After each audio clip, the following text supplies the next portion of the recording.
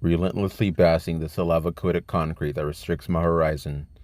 This hermetically enclosure is stubborn and petty with its refusal, this downright disregard for courtesy to at least wring out the knots in my lungs before siphoning asphyxia down my airways.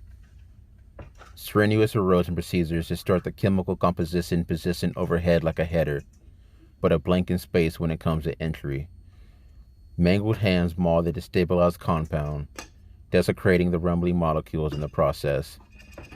I craft footholds from the dubious debris that debriefs me on a skepticism that these inanimate objects can securely propel my ascension.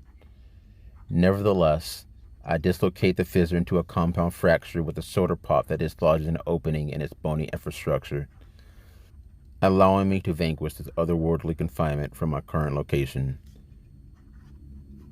In this nebulous place, a grainy filter has been procured to set in my stop-motion film.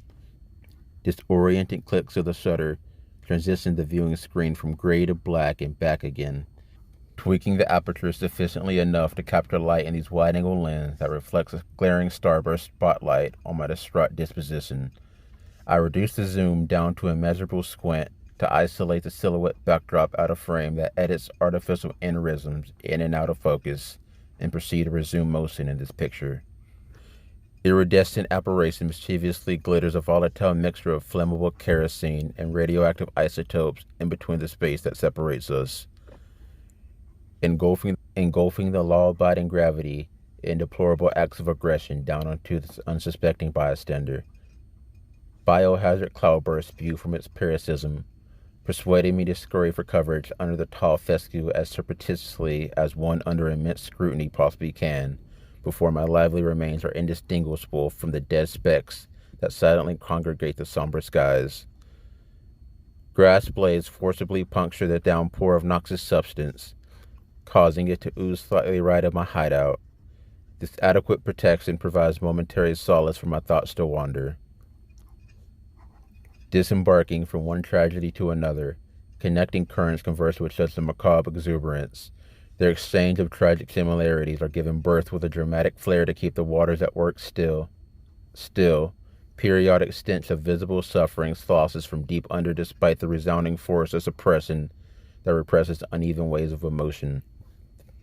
Navigating in this catatonic state has rendered my sense of observation oblivious to the conflicting viewpoints at hand.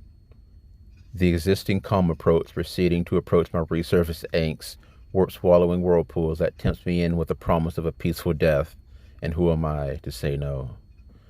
My perspectives refrain to remain complacent in their aquatic fate, so they flail and wail against the undertow for some sort of assistance from one another. I acknowledge the mistakes at play, and therefore tune my attitude into a nonchalant melody, and carry that tune until I fall flat inside the vortex that vehemently screeches a monotone reminder that solitude is the only deliverance I shall have. The pressure to deviate my commitment to a salvage salvation drones on until I am revived in reality by the gurgling sounds of my lungs being submerged in the apparition's regurgitated bile. Hyperventilating spasms produce distress signals whose main objective is to elevate this capsized vessel back into calm surroundings. But the overnight transport of this memorandum must have been coerced into rerouting its urgent trajectory toward the muscles occupying a pair of fatigue manus, considering the uncontrollable splashing that grooves out a self-sufficient water tank for me to erode in. The lack of gills streamline murky complications that swish around the cavities in my lungs just before draining the breathable stimulant from the alveolus. Such a downer was enough of a pick-me-up to supplement my fleeing habits long enough for me to leap out this immersed confrontation. I'm resuscitated by the coughing spigot that releases liquid phlegm out in limited quantities of 3, mildewing the moisturized field with its discharge in the process. The sod sprouts scathing accusations that I am to blame for its withering deformity when its disfigurement is due solely to its inability to perform simple tasks. Planted thoughts soak up the heated nutrients, but aren't given the breath to germinate hostility before a reflective twinkle disperses the interference in our squabble. Sleek sheet of poisonous oil glistens the forearms in a prismatic spectacle. Despite its weeping and sticky pleas for assistance, my My cautious request is to resist the urge to comfort its wine. With much misfortune, my pores indulge in sacrilege sympathy by defiantly ingesting the crude, corrosive contents wholeheartedly, cross-contaminating the hardy red sentinels with a barrage of poisonous pathogenic arrows, invoking my immune system to systematically execute quarantine methods to bolster a new defensive regime. Recruitment requirements are high due to the lack of antibodies that occupy the current roster.